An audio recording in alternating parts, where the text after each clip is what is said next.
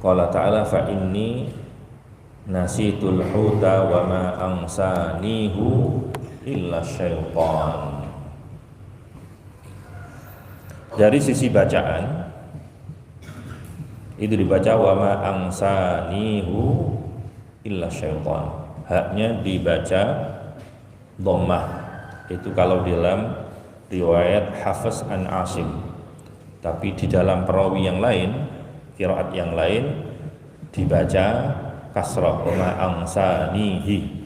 Jadi boleh dibaca angsanihi, boleh dibaca angsanihu illa syaitan. Kenapa dibaca angsanihu? Ya, alasan yang pertama karena memang diajarkan oleh Nabi seperti itu. Kenapa dibaca angsanihi? Ya karena diajarkan oleh Kanjeng Nabi seperti itu. Jadi Rasul mengajarkan dua. Itu namanya Quran diturunkan ala sab'ati ahruf, dengan 7 huruf, maksudnya dengan 7 dialek bacaan. Angsanihu. Jadi sama-sama diajarkan oleh Kanjeng Nabi. Dibaca angsanihi, ya gak keliru, angsanihu ya benar gitu. Kemudian alasan yang kedua, bahwa kabilah-kabilah orang Arab itu pada asalnya membaca huruf dhamir seperti ini memang dibaca hu, karena itu adalah kata ganti dari huwa. Angsani huwa, angsani huwa. Jadi wawunya dibuang menjadi angsani hu gitu. Jadi kalau sama dengan yang kemasukan huruf jar, ya ilaihu, bihu, minhu, fihu. Itu asalnya seperti itu. Jadi ada sebagian kabilah yang membaca ilaihu, bihu, minhu, fihu. Kemudian tapi secara teori, secara kaidah, kalau hu-nya itu didahului kasrah atau huruf ya, maka dibaca kasrah seperti bihi, ilaihi, fihi. Jadi itu sesuai dengan kaidah. Maka kalau dibaca bihu atau angsanihu, itu sesuai dengan hukum asal. Kalau dibaca angsanihi atau bihi, fihi, itu sesuai dengan kaidah. Kemudian yang ketiga, dari sisi hikmahnya, dari sisi hikmah harokat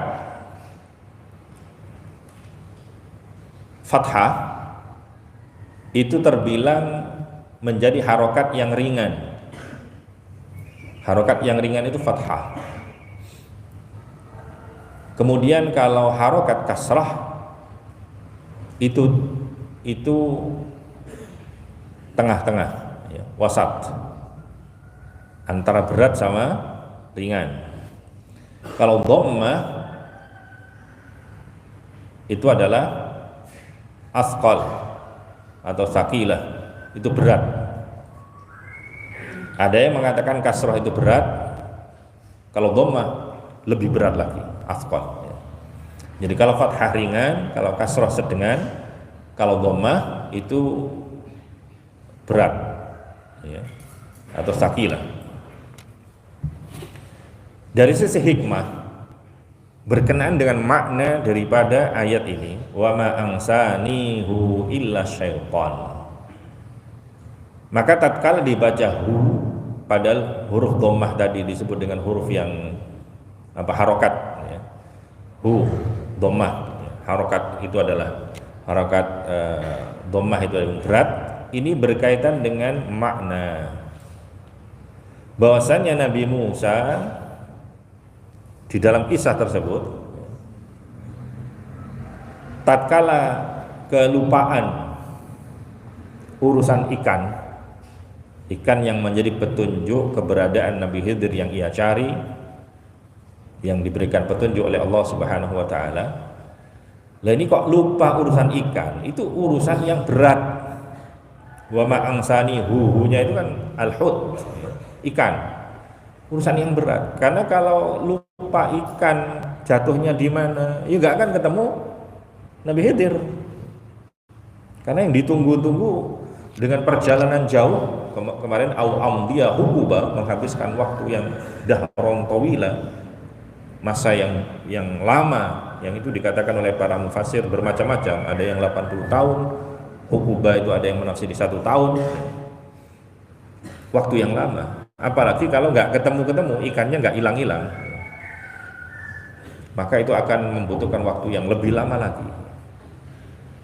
Maka kehilangan ikan tapi nggak ngerti tempatnya di mana, maka itu menjadi sesuatu yang urusan yang sangat besar.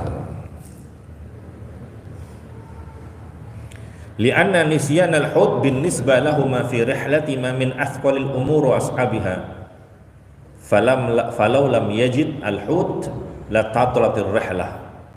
Karena melupakan ikan ya, untuk Nabi Musa dan Yusa itu di dalam perjalanannya itu merupakan perkara yang sangat-sangat berat dan sangat sulit. Karena seandainya nggak ketemu tempat jatuhnya ikan itu, la ta'attalatir rihlah, maka perjalanan yang begitu panjang itu kemudian sia-sia karena nggak ketemu tempatnya.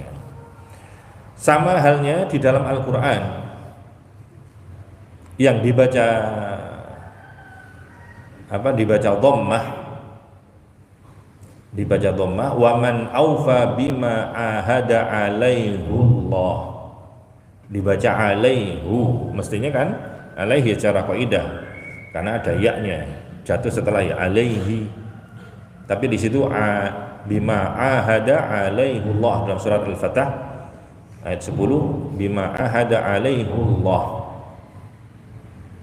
Itu sama bahwasanya dibaca alaihu mengingat dari sisi makna, di samping tadi memang ada riwayat dari Kanjeng Nabi seperti itu, dan itu terbagi menjadi dua antara hukum asal dengan kaidah, tapi juga ada makna hikmah karena dhammah itu merupakan harokat yang berat dan berkaitan dengan makna dan hikmah. Dari sisi makna bahwa komitmen kepada Allah, janji kepada Allah, bima ahada alaihullah, maka itu ada urusan yang berat, urusan yang bukan main-main, bukan urusan kecil.